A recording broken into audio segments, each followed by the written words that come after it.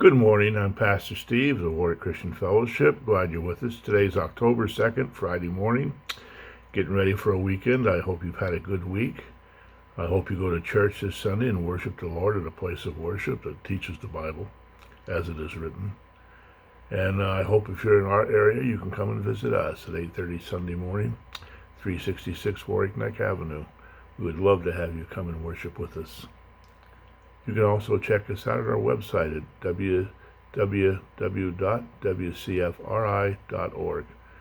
A lot of information about our church, past devotionals, past sermons, information about our leadership, church activities. So it's be a good thing if you could come visit with us.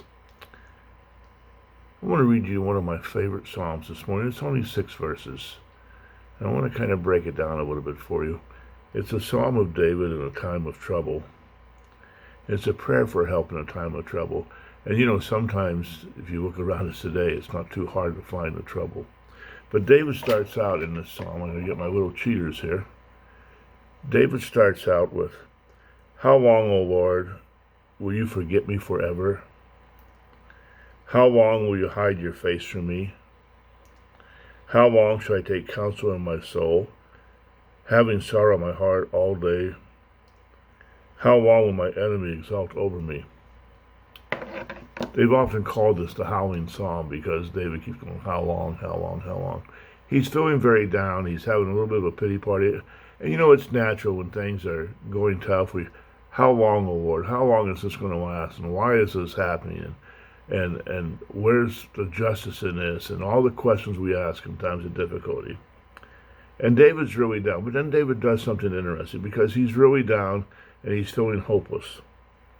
But then he says, got to cheat again. Then he says, "Consider and answer me, O Lord my God.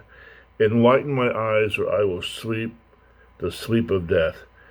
And my enemy will say I have overcome him, and my adversaries will rejoice when I'm shaken." So David turns from pitying himself, feeling bad for his situation, whining and complaining, to turning to God. And he asks God to answer him, to consider and answer him.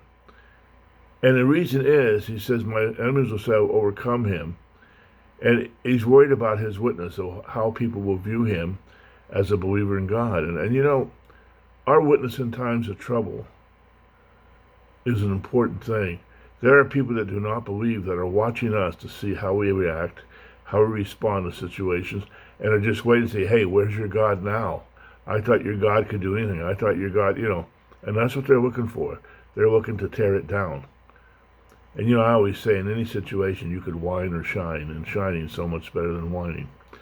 But here's what happens. David goes from feeling down, and he turns to God, which should always be our first step. And then at the last 2 verses of the Psalm, verse 5 and 6, he says, "But I have trusted in your loving kindness. My heart shall rejoice in your salvation. I will sing to the Lord because he has dealt bountifully with me." Some say I will sing to the Lord because he's been good to me in some translations.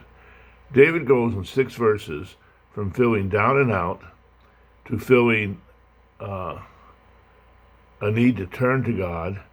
And then after he turns to God, he's rejoicing because he realizes how God's been to him. In every situation you have, no matter how bad it is, turn to God and see how much better you feel. Praise God. Reach out to him. Worship him. Automatically you'll lift your spirits. And you'll see the goodness of God in all things because, as he said in Jeremiah 29, he knows the plans he has for you. They're for good. They're not for destruction. Whatever you're going through, God is bigger than. And he can help you. Just trust in him. Don't look at yourself. Don't look at the problem. Look to God and see what he can do for you. I hope this helps you. I hope God will bless your day. I hope you have an awesome weekend. I hope you see you again here Monday.